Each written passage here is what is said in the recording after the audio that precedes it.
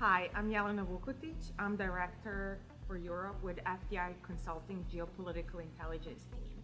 And one of the stories we'll be covering extensively in 2017 are policy responses to populism in Europe. With the twin shocks of Brexit and then US presidential elections, EU policymakers are increasingly revisiting their policy tools in order to stave off the populists on their home turf, especially now that we're gearing up for a very packed electoral season and elections in the Netherlands, Germany, and France. Some of the policy tools the politicians in Europe are looking at are definitely aimed to address the root causes of the anti-establishment sentiment, and that includes tools that could lift employment, also address the disappearance of manufacturing jobs, or prop up growth in some of the countries, especially periphery.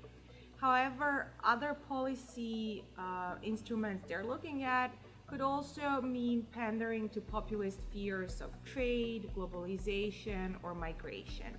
Either way, populists will impact the mainstream political agenda in Europe going forward, whether or not they actually win power in the upcoming elections or continue to bend the policies from the sidelines. One of the biggest shifts on the policy front may actually happen in the fiscal realm.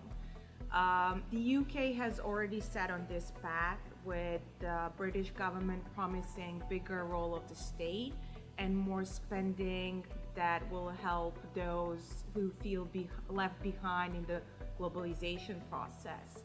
Also, European Commission recently called for a big 2017 fiscal stimulus in the Eurozone, and a big part of that spending will go toward big ticket investment in infrastructure, but also education, training, and innovation. And also the US presidential elections and Donald Trump's calls to boost military spending in Europe will definitely increase budgets for the EU defense, which will make a sharp turnaround from years of budgetary cuts.